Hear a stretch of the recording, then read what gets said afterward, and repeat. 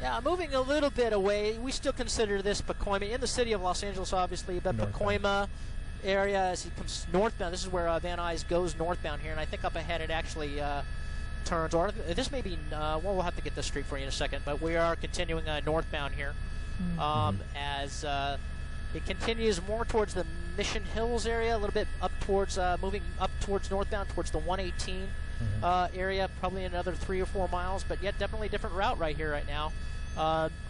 Obviously, he didn't find what he needed to in the neighborhood he was. We're going to be crossing a major intersection, which we believe here is, and I think that's Nordhoff again. He might be back eastbound on Nordhoff from Van Nuys. Nordhoff eastbound. Maybe that spike strip scared him out of the neighborhood. He probably realizes he can't go back there because if they're expecting him, they'll deploy that spike strip again.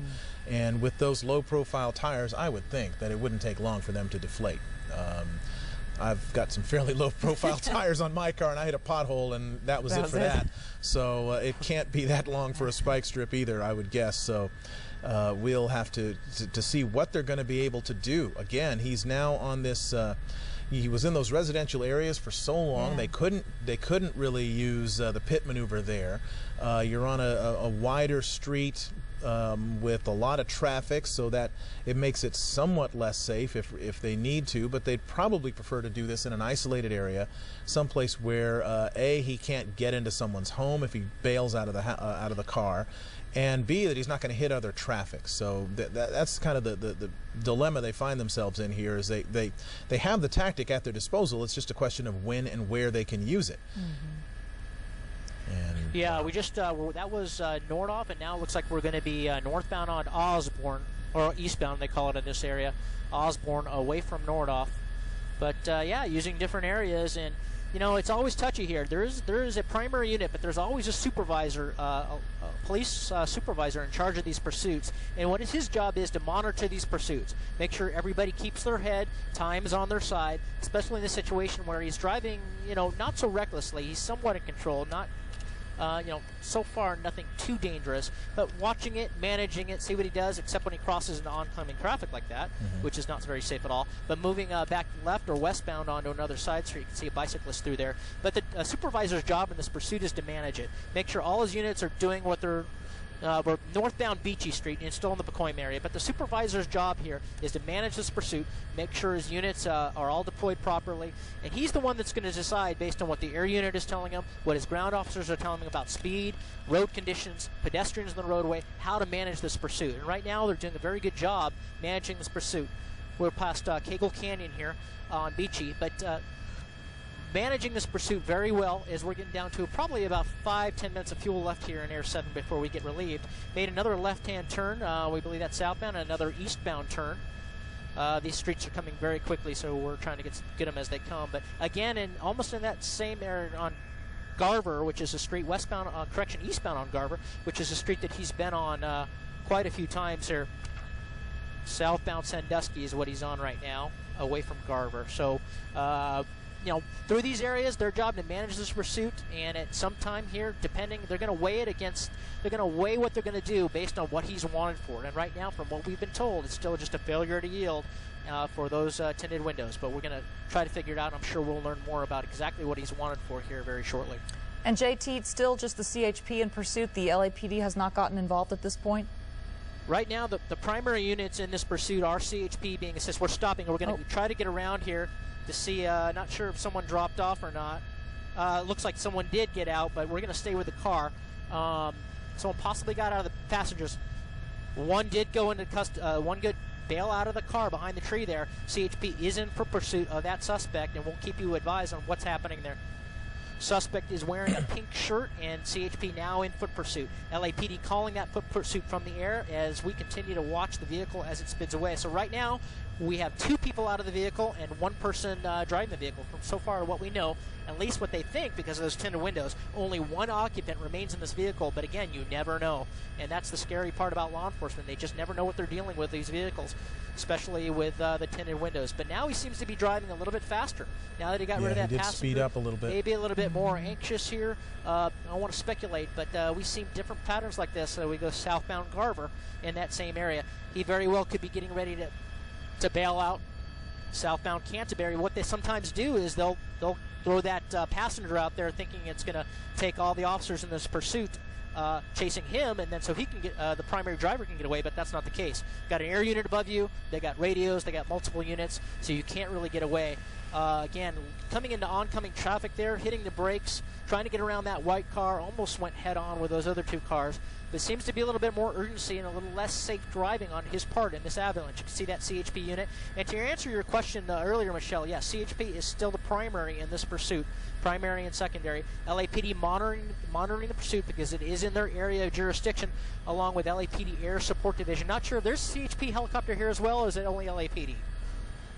Just for something very simple, a citation for tinted windows, and then took off. This pursuit has now been going on for over an hour. That started over at the 210 and Fruit Street, and now has made its way to where the car is registered in Arleta, and then also into Pacoima as well. It's now just one person in that car, and still turning around in this neighborhood, possibly that he obviously knows quite well as he's going in and out of alleys and streets and blowing stop signs and four-ways, and also getting onto the main streets and blowing, I know, unbelievable, and blowing these stop lights as well with no regard for anybody. You see people that are coming out of their houses to try and take a look at this and see what's going on in their neighborhood. It's simply just not safe to do so at this point. If you are watching this on TV, if you do hear those police cruisers, those CHP cruisers going by, just stay inside your home, keep your kids inside. You just don't know what is in the mind of someone that is in this situation right now, and why they are running. At one point, we understand there were things that were being thrown out the window, possible evidence that they could also collect along the way and use it later on. But here he is again, going through another small street in this residential neighborhood, and it's just, it looks like an alley, actually. And he's come to a stop. Yeah, he's bailing out. This is just north of Brantford and east of Arleta, into the neighborhoods here, running through the backyards, and we're going to try to get Sky 5 in position. But he knows the area, so he's bailing out, and he's going to use as much cover as he can. And Ken Ward's going to watch this area, but yeah, he's tilt using down a little cover bit, Tim. for Tilt trees. down. He jumped over the second wall there. Okay. Yeah. Well, see there, and then he jumped a wall. The suspect, the driver of that car, jumped the wall, and now we're trying to see where exactly he is, trying to hide through this neighborhood and trying to just find some cover away from the CHP officers that have been on this pursuit. Tim, it looked like he jumped the first wall that's right there on the front bumper of his truck, and then ran through the yard and scaled the second wall, and at that point we lost him. But obviously CHP is right on it at this point, and you believe you might see him beneath that awning in that backyard? Yeah, that right there, if we push in real tight there on that awning right to the right, that's where I last saw him, go underneath that awning. Right in there. So you can see that it's the CHP officer working it. They're being directed in by the CHP airplane that's here as well. Yeah, Dave, the lone suspect, after dropping two passengers off, ran into this alley, ran out of room there at that dead end, bailed out of the vehicle and ran into this neighborhood very near Osborne and Laurel Canyon, to be exact, right at O'Melveny and Sunburst. Right now, LAPD, California Highway Patrol, setting up a perimeter, trying to lock down this area. Well, there are officers all in this area. There was a couple on that major street. You see them right there in that elbow, and they're talking about we hear him saying that these by a pool, but we clearly saw him run past that pool and work his way into this tree right here. At one point, I did see some shadows moving, so I thought maybe he had run on, maybe in that area right there. Again, it appears that he has not moved from that area. Again, many telltale signs is you'll see dogs running in this area, or you'll see somebody in the backyard. So we've been kind of keeping a wide shot here, looking, but I have not seen him come anywhere from the last we saw in that tree-lined area, that big tree right there, and that is where four properties seem to come together. That's where four walls meet. So it makes you kind of think that maybe he's hiding out in that area. Maybe it's if he feels comfortable there. But again, you're right. They are. If it doesn't happen right away, you know that LAPD is going to get involved. They're going to try to lock this down. There's only a couple of officers out here from CHP, and again, one of them is with the vehicle, and the other couple are over here on this residential street. And again, you can see a lot of people coming out of their homes. You see these officers walking around.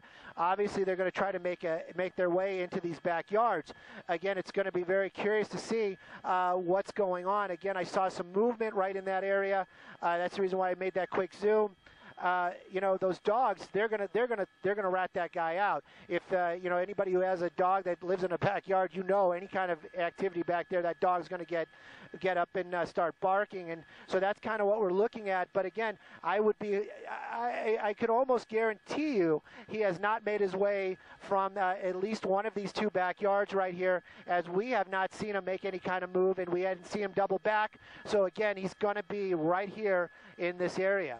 We're waiting to see if they get someone in custody here, but right now it looks like officers making an entrance into that garage there, and it's quite possible that the suspect is in that garage based on signals that they're getting from their canines. So we'll keep an eye on this, but again, right now, a suspect wanted initially just for a simple traffic violation, window tinting, oddly enough, ended up leading to a pursuit that went for quite some distance, and has made its way all the way here to Pacoima, where they are now searching for the suspect that jumped out of his truck and ran from officers. And we continue to follow breaking news. A high-speed 70-minute pursuit from San Bernardino to the San Fernando Valley. 3 suspects in all. 2 of them jumped out mid-pursuit. They're in custody.